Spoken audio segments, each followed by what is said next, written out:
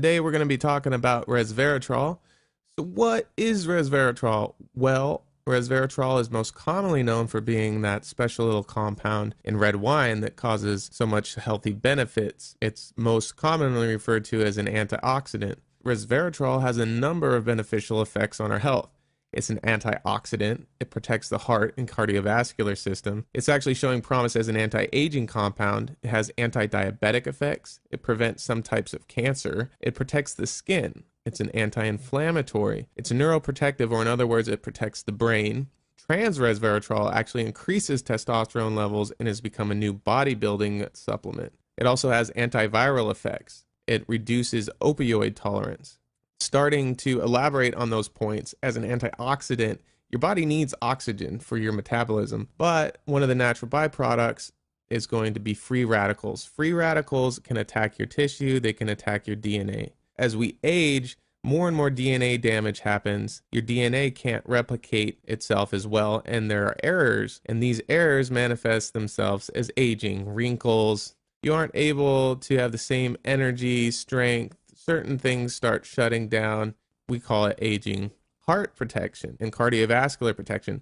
So it increases nitric oxide production. This is a gas that increases the size of your blood vessels. So why is that good? One, it drops your blood pressure. Two, it increases your circulation. It increases the amount of nutrients that get to your body. So this is extremely helpful. In addition to this, resveratrol actually prevents against platelet aggregation. This causes clots. What's wrong with clots? Well, those clots get dislodged and then they can reach the heart and cause a heart attack, or reach the brain and cause a stroke. So we're actually decreasing that with resveratrol. Anti-aging, besides its antioxidant properties that we discussed already, it also activates a group of proteins that have been recently discovered called sirtuins. Sirtuins have been heavily researched by David Sinclair and his pharmaceutical company that are trying to create a product that can actually reverse aging and prevent it. And what these do is they stop genes that turn on as we grow older. These genes flip on and naturally start the aging process. Sirtuins block those genes from ever becoming activated. So it's almost like a chain reaction. The sirtuins prevent activation of the aging genes. Resveratrol activates these sirtuin proteins so they can help the anti-aging. So resveratrol to sirtuins equals anti-aging. Cancer. Let's take a look at that. In lab studies involving mice, melanomas were actually prevented by topically placing resveratrol onto their skin. Now, if they took the resveratrol orally by mouth, then it did not prevent the cancer. So it was important that it was topically applied. I'm not sure if stomach acid or certain digestive enzymes broke up its active ability to fight cancer, or if it just needed to be in high concentrations in direct contact with the cancer cells themselves. This actually further demonstrated itself with a study with lung cancer. Resveratrol was injected into the peritoneum or body cavity of mice, and that actually prevented lung cancer. However, as in the other study, if it was taken orally, then it did not prevent the lung cancer. Okay, so it's also anti-diabetic. Resveratrol has actually been shown to decrease your blood sugar levels, especially after a meal. In addition to that, it also decreases symptoms that are very common to diabetics, such as polydipsia, which is the feeling of excessive thirst, always thirsty, or polyphagia, which is excessive hunger, always hungry. It also decreases loss of body weight, and it's body weight caused by muscle wasting. Diabetics typically, because of the way that the disease or condition works, your body starts stripping down your muscle in your legs, your arms, and you actually increase your gut size from fat. So this will actually decrease your body's inclination to do this as a diabetic.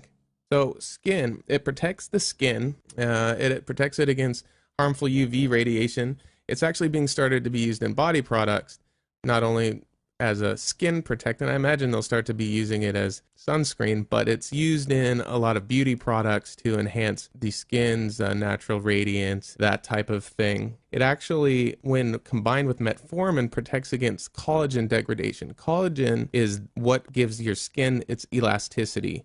When you pull on your skin and it goes back to where it was, that's because of the collagen in it. And as you age, the ability to produce collagen decreases and results in droopiness and sagging we call wrinkles. Moving on, it's neuroprotective, or it protects the brain, and as we were talking about before, it reduces beta amyloid plaques. These are the little compounds that accumulate within the brain that are known to cause Alzheimer's disease. So, taking resveratrol will actually decrease beta amyloid plaque formation and therefore protect against Alzheimer's disease and against memory impairment, those types of neurological conditions. Testosterone. It will increase testosterone. Trans resveratrol has been shown to increase testosterone. It is being marketed as a sports supplement now, a bodybuilding supplement to help gain mass, muscle mass. Okay, as far as antiviral properties, without any irritation or toxicity to the skin, resveratrol, when applied to herpes simplex virus, such as genital herpes or oral herpes, in other words, it's a cold sore, either one, it actually inhibits the virus replication. It has also been shown to enhance the ability of HIV drugs to decrease the virus. It has also been shown to stop the growth of varicella zoster, influenza, and human cytomegalovirus. Another one we're going to talk about is opioid tolerance reduction. So this is kind of an interesting application. When resveratrol is injected into the spinal column, it actually reduces the subject's opioid tolerance.